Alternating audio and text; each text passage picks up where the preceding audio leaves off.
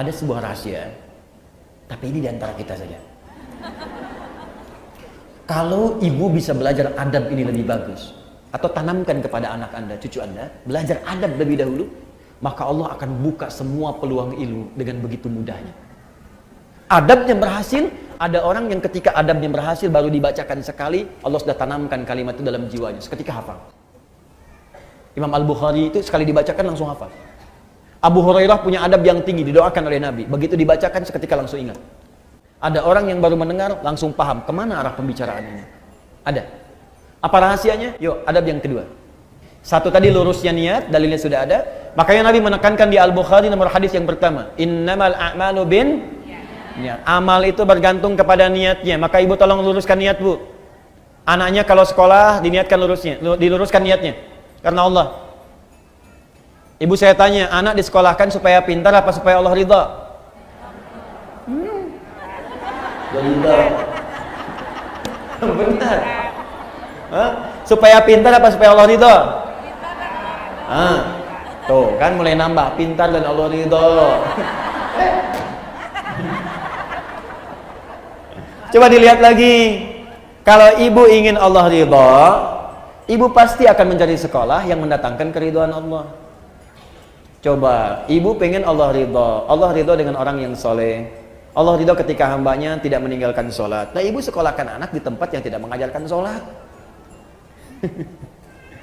Ya gimana? Ya wajar kalau pulang dia nggak bisa sholat. Ya wajar kalau dia pulang ibunya capek teriak-teriak, sholat dulu.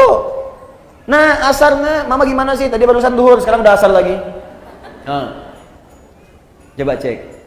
Maka cari yang pintar dan Allah ridha. Sekarang banyak, Bu, sekolah-sekolah yang membuat murid pintar dan Allah ridha. Dan sekarang Masya Allah kampus-kampus bahkan membuka beasiswa bagi para penghafal Quran. Kampus umum loh, membuka beasiswa bagi para penghafal Quran. Bahkan sekarang di kepolisian, di tentara, di pekerjaan-pekerjaan umum, itu penghafal Quran dapat prioritas. Tiba-tiba ada orang liberal mengatakan, ini diskriminatif ini. Ini diskriminatif bagaimana? Kan pembukaannya umum, orang yang hafal kitab sucinya dapat beasiswa. Ya kalau Anda pengen dapat beasiswa, hafalkan kitab sucinya. Silakan. Cuman memang Quran mukjizat untuk menunjukkan Quran itu firman Allah, bukan buatan manusia, makanya gampang dihafal. Kitab-kitab lain, ya sumbernya diragukan dari Allah. Karena diragukan maka sulit dihafal. Makanya nggak pernah ada kompetisi menghafal Quran di kitab lain. Di Quran itu ada. Ingat, saya nunjuk Quran, saya nggak beri contoh langsung. Kalau saya contohkan langsung, pulang sini tersangka saya. Tidak, kita ingin menunjuk pelajaran kita di sini. Jelas ya? Paham? Dua. Saya cepat. Wattaqullah, tingkatkanlah takwamu kepada Allah. Wa yu'allimukumullah, maka dengan peningkatan takwa itu Allah akan mengajarkan kepadamu kemudahan dan tambahan pengetahuan. Jadi ternyata peningkatan takwa itu selaras dengan peningkatan pengetahuan. Orang yang meningkatkan takwanya semakin tinggi, semakin mudah dia mendapatkan tambahan pengetahuan dari Allah. Nah, ibu sekalian, karena itu, ini rahasia yang ingin saya sampaikan. Ulama-ulama dahulu dan orang-orang pintar terdahulu, itu sebelum belajar ilmu, mereka kemudian meningkatkan takwa terlebih dahulu kepada Allah. Takwa dulu, Bu. Nanti saya contohkan orang-orangnya. Nah, sekarang kalau ibu tanya, Ustadz, bagaimana cara meningkatkan takwa kepada Allah?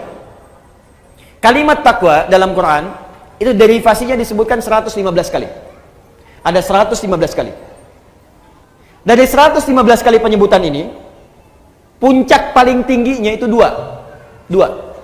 Satu, jenisnya ada dua. Satu, ibadah ritual. Ibadah ritual, sholat, itu bagian dari takwa. Dzalikal kitabu la raiba fi hudal lil muttaqin. Muttaqin orang takwa. Siapa muttaqin orang takwa ini? Ayat 3-nya. Alladzina yu'minuna bil ghaib wa yuqimunas shalah. Karena itu, kalau anak ibu ingin dimudahkan pengetahuan oleh Allah, Allah yang punya ilmu, Allah yang punya pengetahuan, Allah yang punya wawasan segalanya, semua tidak luput dari Allah. Ya, perhatikan, wa huwa ala kulli syai'in qadir, wa huwa bikulli syai'in alim. Semua Allah tahu. Kalau ingin diberikan oleh Allah pengetahuan itu, maka dekati Allah pemiliknya. Bagaimana caranya? Salat. Tingkatkan salatnya. Maka anak ibu jaga betul disiplin salat. Kalau perlu tambah, Bu, tahajud. Karena itu Nabi meminta kepada para orang tua, anak dari kecil itu diajari sholat. Masih ingat nasihat Nabi? Jika anak usia 7 tahun ajari mereka sholat. Usia dia 10 tahun menjelang balik tidak mau sholat, maka berikan pelajaran yang membuat dia mengerti. Berikan pelajaran. Kenapa Nabi meminta anak sholat? Karena ada korelasi antara sholat dengan kepintaran seorang anak. Dan kebaikan seorang anak. Jadi kalau anak dari kecil sudah rajin sholat, demi Allah Bu, catat kalimat saya ini. Kalau anak diajari sholat dengan benar dari kecilnya, maka anak itu dewasa akan tumbuh menjadi anak yang baik dan pintar. Kedua, Al-Quran. Al-Quran. Masih ritual hubungan kita dengan Allah. Ibu saya kasih saran Bu ya. Di mumpung saya lihat ada anak-anak yang tadi kecil bersuara macam-macam atau ibu sendiri, saya sarankan begini. Mumpung masih ada waktu, ibu dekati Al-Quran. Dan dekatkan anak-anak itu dengan Al-Quran. Sudah ada penemuan sekarang, dan itu sudah dibuktikan dengan sangat jelas, bahwa orang yang hafal Quran khususnya, atau dekat dengan Al-Quran, itu Allah akan tingkatkan tingkat kecerdasannya. Kalau hafal dengan benar, itu minimal 3 kali lipat. Ada korelasi antara peningkatan kecerdasan dengan hafalan Quran. Korelasinya tinggi. Nah sekarang anak fisika itu belajar untuk ujian saja. Anak sekolah belajar hanya untuk ujian, makanya ilmunya nggak dipakai dalam kehidupan. Itu almarhum yang Habib itu kan rajin baca Qurannya, sholatnya rajin. Ya, Masya Allah, itu dan kepake ilmunya gitu. Dan sekarang pun masih dikenal. Jelas ya? Terakhir, tutup yang ketiga. Ya ayyuhalladzina amanu taqullaha wabtaghu ilaihil wasilah. Hai orang-orang beriman, tingkatkan takwamu kepada Allah dan cari wasilah untuk mewujudkan keinginanmu dengan takwa itu. Maksudnya begini. Tadi jenis takwa sholat, maka ibu dalam sujud minta kepada Allah keinginannya apa? Ya Allah, jadikan anak saya ya Allah pintar dan berkah. Minta dalam sujud. Terus baca Quran bagian dari takwa. Ibu setelah selesai baca Quran, jangan cukupkan dengan kalimat tahmid, alhamdulillah atau tasdik, shadaqallah. Jangan cukupkan sampai situ. Selesai baca Quran, ibu berdoa.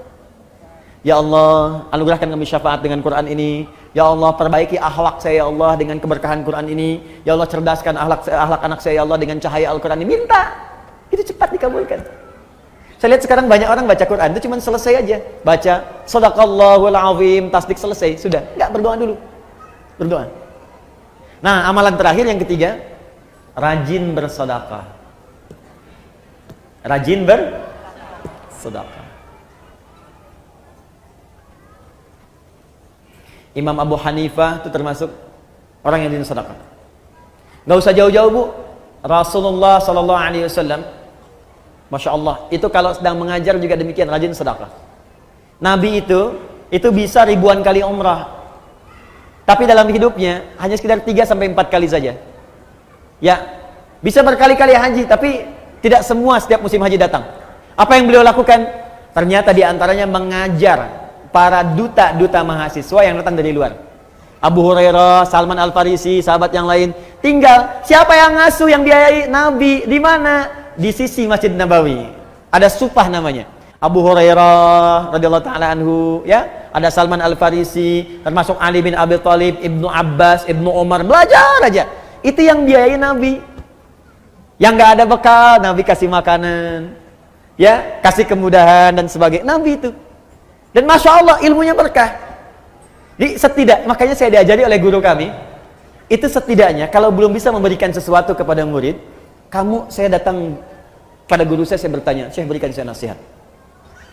Adinda, ya bunayya anakku, siang engkau belajar, malam engkau dekati pada yang memiliki pengetahuan. Maka mintalah kepada Allah agar ilmu yang engkau ajarkan itu meresap ke dalam jiwa-jiwa setiap murid yang belajar. Yang kedua, engkau doakan mereka. Dalam setiap malam engkau mengajar. Dan itu saya praktekkan. Pagi, siang saya mengajar, malam bangun, kita bayangkan lagi ngajar di mana, kita minta sama Allah. Ya Allah, sayangi setiap orang-orang yang belajar. Ya Allah, berkahi ilmunya. Ya Allah, lapangkan kehidupan mereka. Ya Allah, mudahkan mereka. Ya Allah, pertemukan kami di surga. Ya Allah, himpun dengan keluarga. Ya Allah, jauhkan mereka dari maksiat. Minta gitu. Itu dampaknya besar. Tinggi dampaknya.